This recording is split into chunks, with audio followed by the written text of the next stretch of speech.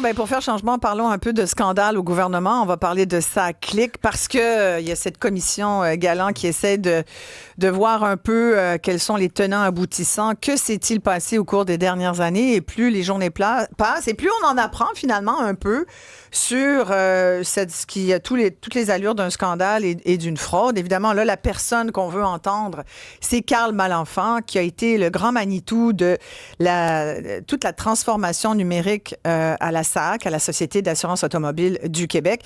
On va en discuter parce que je sais que ça vous préoccupe beaucoup, parce que comme contribuable, comme citoyen, à un moment donné, on se peut plus de voir l'argent gaspillé. Et puis, c'est pas gaspillé de bonne foi parce qu'on sait pas trop comment s'y prendre et tout. Là, ce qu'on apprend, c'est qu'il y a des malversations. Il y a ce fameux Carl Malenfant qui, visiblement, alors qu'il y a au moins 3 vérificateurs de la SAC, des vérificateurs des comptables internes qui ont levé le flag, qui ont levé le drapeau rouge pour dire, là, il y a des débordements de coûts. Là, ça n'a pas de bon sens. Là. Il faut faire quelque chose. Et plus on se rapproche du pouvoir, plus on se rapproche des ministres, on se rend compte que c'est un foutoir total. Puis pas depuis une couple d'années, que ça remonte à plusieurs années. Carl Malenfant a été là pendant plus de 13 ans. Aujourd'hui, il est à la retraite. Je pense qu'il va avoir beaucoup de choses à dire au juge Galland. En attendant, il y a d'autres choses qui se passent. Et il y a un petit encart que vous avez peut-être vu passer ou pas, mais en parallèle, et ça, c'est important, il y a la Commission d'accès à l'information qui a cessé de publier une liste des organisations victimes de fuite de données. Ça, je ne sais pas si vous le savez, mais chaque année, là, et de plus en plus d'ailleurs, il y a des entreprises, il y a des individus qui sont l'objet de fuite de données. On en parle de temps en temps, je vous en parlais dernièrement là, encore. Et là, avant, la Commission d'accès à l'information nommait, il y avait cette liste où on pouvait voir qui. Là, ils ne vont plus publier cette liste et c'est considéré par les experts comme un recul grave en matière de transparence, et j'avoue que je trouve ça assez épouvantable. Alors, on parle de quoi ici? On parle de brèche, de copinage et d'omerta. Et l'histoire se répète, malheureusement. On va en discuter avec un expert en sécurité, enseignant à l'École de technologie supérieure que vous connaissez bien, Francis Coates, qui vient régulièrement à mon émission. Merci beaucoup d'être là, Francis. Bonjour, Isabelle. Éric Parent est PDG d'Eva Technologies. Il est également expert en cybersécurité. Éric, merci d'être là. Toujours plaisir. Bon, Éric, je commence par vous. Votre réaction à court terme sur ce qui se dit là, ces jours-ci là, sur la SAC? Ben, sur la SAC, c'est sûr que c'est rendu une blague. Hein? C'est quasiment c'est rendu drôle. La SAC, moi, je trouve on pourrait même changer le slogan sur nos plaques automobiles pour le plus beau soumissionnaire, c'est le plus cher. Parce que c'est toujours ça. C'est des devis mal montés. Les gens qui vont soumettre un offre vont regarder ça et ils vont être faudrés. Ils vont dire il y a tellement d'erreurs là-dedans, toutes des affaires qui ne marchent pas. Je pensais que vous alliez me dire qu'on pourrait mettre « je me souviens plus ».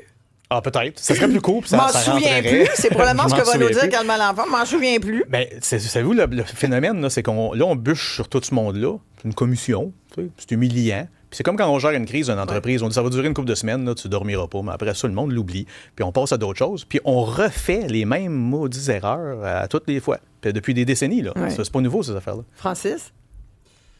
Je suis à la même place qu'Éric. Écoutez, Éric puis moi, on s'est tutoyer parce qu'il ne faut pas de cachette. On se connaît dans la vraie vie.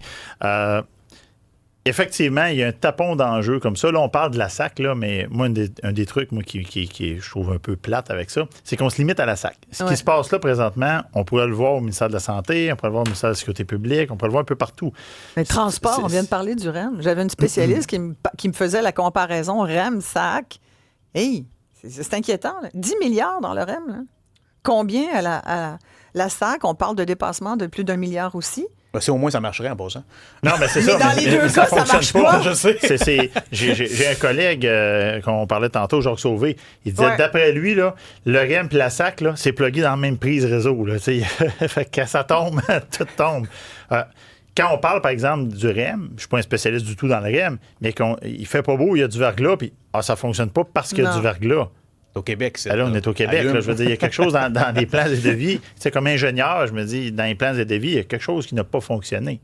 Et ça, c'est un enjeu d'expertise qu'on a. On l'a vécu, j'en ai déjà parlé au ministère des Transports, entre autres choses. À un moment donné, les salaires n'étaient pas au rendez-vous. Il y a eu un exode des ingénieurs vers le secteur privé. Puis là, on tombe dans un cycle de détérioration au niveau de l'expertise. C'est-à-dire que moi, j'ai d'expertise à l'interne.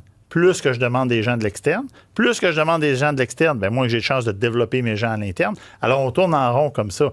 Et là, à un moment donné, quand c'est le temps de faire l'acceptation des travaux, ben, je fais comment si je n'ai pas d'expertise à l'interne? Ouais. Puis en plus de ça, il y a une chaîne d'incompétences qui se forme dans toutes ces entreprises. On peut l'appeler différentes Oui. choses, là, mais il y a une chaîne d'incompétences qui se forme. Là-dedans, ils n'ont pas la compétence et puis ils se protègent tous parce que tout le monde a un ego. Puis il y en a tellement de paliers que le message ne se rend jamais en haut. Puis quand on fait un post-mortem, autant dans une crise que dans une affaire comme ça, on s'aperçoit que tout le monde sur le terrain savait que c'était de la merde, que c'était pas pour marcher. Oui. Puis on dit, moi, mais qu'est-ce que ça veut dire que vous ne pouvez pas mettre en place un mécanisme où on va réagir quand quelqu'un dit ça ne marchera pas? Mais là, exactement. Puis, Éric, vous faites bien de ramener ça. Cette semaine, on apprend là, qu'il y a un des vérificateurs qui a dit au nouveau DG à l'époque, là, il a dit, tu te fais bullshiter, là, mon ami. Là, tu te fais bullshiter. Mais moi, quelqu'un me dit, Isabelle, tu te fais bullshiter. M'ont posé d'autres questions. Ah ouais, mais qu'est-ce qui se produit, là? C'est un phénomène. Moi, j'aime ça de lancer des roches, des fois, dans les grandes entreprises, là. Mais dans les grandes entreprises, il y a un slogan, là. Il y a une phrase clé. Il y a beaucoup d'argent à faire avec la complexité. Fait que le plus c'est complexe, on va-tu faire du cash? T'sais? Mais pourtant, quand on vient à ça, l'affaire des salaires, moi, c'est une affaire qui me gosse le plus. Parce que si on embaucherait, on n'arrête pas de nous dire on n'a pas d'experts au Québec, il faut aller dans des firmes privées. Bien, premièrement, les firmes privées, là, ils sont où, ce monde-là? Ils sont au Québec, là, fait qu'on scanne 2 minutes. Fait que si tu voudrais partir un service, comme on avait eu ce gros débat-là sur les services infonuagiques, le cloud, le gouvernement veut donner ça à Microsoft, hey, c'est le gouvernement du Québec, là. Ouais. On pourrait pas s'en monter un, on est capable de s'en monter un privé à nous autres. On n'a pas les experts, on n'a pas d'expertise. Ben, oui, t'es ça. Embauche du monde, paye-les le salaire que ça vaut, puis rends les gens accountable, là, qu'ils soient responsables de livrer quelque chose qui fonctionne. Mais là, c'est pas ça qu'on fait. On donne des contrats avec des devis toutes vagues, puis ils répondent oui à tous les critères. Non, mais c'est pire que ça. C'est que là, on a des petits amis. Le fameux Karl Malenfant a visiblement donné consciemment des contrats à ses amis avec des appels d'offres tellement ciblés qu'il y avait juste telle ou telle personne qui répondait à l'appel d'offres. Francis, comment vous voyez ça? Parce que vous dites, vous, sur les appels d'offres, vous n'êtes pas contre le fait qu'ils soient ciblés, mais il y a ciblé puis ciblé. Là. Ben, là, présentement, on a 2 types d'appels d'offres. Quand je dis appel d'offres, là, je vais aller même plus large que ça. Là, quand on fait une offre d'emploi, on offre un emploi au gouvernement. De 2 choses l'une. Soit on est tellement vague, tellement large, qu'à peu près n'importe qui peut appliquer là-dessus. Ouais. Puis là, ben, à ce moment-là, puis on a les règles aussi internes d'ancienneté. Hein, moi, ça fait 20 ans que je suis là, je passe avant quelqu'un de l'extérieur, etc. Donc, même quand c'est un nouveau projet, une nouvelle technologie. Donc, on a cet enjeu-là, des fois, qu'on est beaucoup trop large. Puis là, on a l'enjeu inverse, qu'on va être très, très, très ciblé.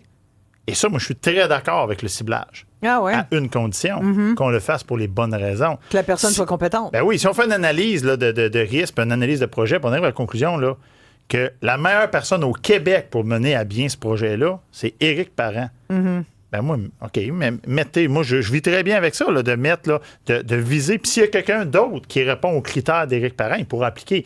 Mais de dire je vise quelqu'un pour ses compétences, c'est une chose. Mais de dire que je resserre les règles parce que je vais faire des petits retours d'ascenseur, c'est mon chummy, là, c'est autre chose. Là. Mais c'est-tu ça qui se passe? C'est vraiment un chum, c'est un chum, là, comme dans la construction à l'époque de la commission Charbonneau? Non, solide. Ben, solide. Je pense que c'est comme ça partout. Là, Ça, c'est clairement évident. Là.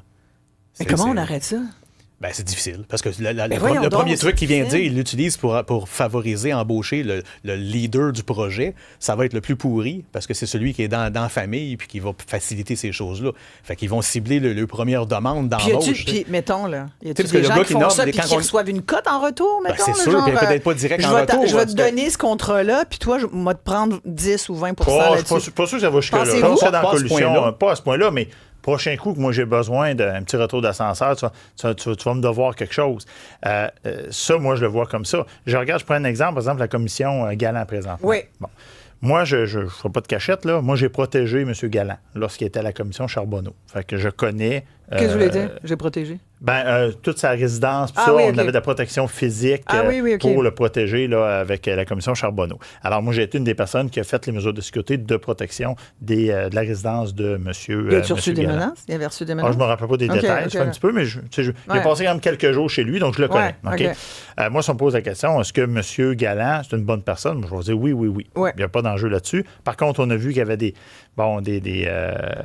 il pouvait y avoir du conflit d'intérêts potentiel. Ou du moins potentiel. Ouais. Par contre, un affaire qui nous a touchés, puis je ne sais pas toi, Éric, si tu as vu passer ça, mais à un moment donné, on s'est dit que si la commission là, sont en train de faire la même erreur que la SAC. C'est une commission qui n'a aucune connaissance dans le domaine de la cybersécurité, des technologies, etc. Fait que là, on s'est dit, il doit y avoir du monde pour les aider. Fait que là, il y en a. Je pense qu'il y a 3 experts qui ont été nommés pour soutenir la commission. Je ne sais pas si tu veux passer les offres d'emploi pour appliquer comme expert, mais moi, je ne les ai pas vus passer. Je les ai pas vus, mais il y a une nuance, par exemple. J'ai eu quelque chose d'intéressant. Mais connaissez-vous les gens qui sont là, par exemple? Non. Mais j'ai eu un appel vous les connaissez mais ça ne veut pas dire qu'ils ne sont pas bons. Mais, c'est ça. Non, mais vous connaissez pas mal dans le milieu. Vous connaissez tous dans le milieu, les experts en sur le côté cyber, oui. Oui. C'est sûr. Mais il peut y avoir des experts qui sont très bons en TI traditionnel qui sont là également. Mais moi, je veux dire qu'il y a quelqu'un un des enquêteurs de cette commission-là m'a contacté sur LinkedIn et je les ai rencontrés. Et là, je les ai présenté plein de gens qui ont vu plein de ces fraudes-là à différents ministères. Puis là, ils sont en train de se collecter une intelligence. Y a-t-il d'autres fraudes du genre dans d'autres ministères? Non, jamais dans tous les ministères. Ministère de l'Éducation, ministère du Revenu, ministère n'importe où qu'il y a de l'argent à faire, il y a quelqu'un qui est là en train de nous fourrer. On va le dire comme ça. Là. Non, mais attends. Là, vous me dites, il y a d'autres fiascos sacs dans d'autres ministères du gouvernement du Québec. Absolument. Il y en a Puis il y en a plein. d'autres qui s'en viennent. Il y en a d'autres qui s'en viennent. Il y en a qui sont. Oui. Quand? On pourrait prendre des exemples au MCN, mais là, ce serait un peu trop proche dans la famille. Fait qu'on MCN, va aller ailleurs. Le ministère de la Sécurité numérique. Cybersécurité numérique. Ouais. C'est au ministère du Revenu, ministère de l'Éducation. Et on a vu Ministère de l'Éducation? Ben, dans certains contextes, quand ils donnent des contrats pour faire certaines choses, il y a de l'abus qui peut être en place. Là, Oh, qui peut mon se Dieu, prendre. Regardez le MCN, vous me parliez tantôt. Là, Après la pause, parce que je vais il y a une revenir pause? là-dessus. Je vais revenir là, sur cette affaire-là de la Commission d'accès à l'information, entre autres, qui a décidé de ne plus publier la liste des organisations victimes de fuite de données. Fait que ça encore, ça contribue à ce qu'on sache pas finalement qui fait quoi et qui est victime finalement, qui est ciblé. victime, qui est responsable. Voilà. Hein? Puis on va parler d'imputabilité probablement. Voilà. Tout de suite après. Hey, les gens qui nous écoutent, s'il vous plaît, êtes-vous comme moi? Moi, je suis, sincèrement. Oh mon Dieu, je pense que ça nous garde en vie. Heureusement, ça nous garde en vie. On peut pas s'endormir. On est obligé d'être aux aguets, vous comprenez? Un chum, c'est un chum. Ouais, monsieur. Oui, monsieur. 187 Cube Radio, 1877 827 2346. Dites-moi ce que vous en pensez.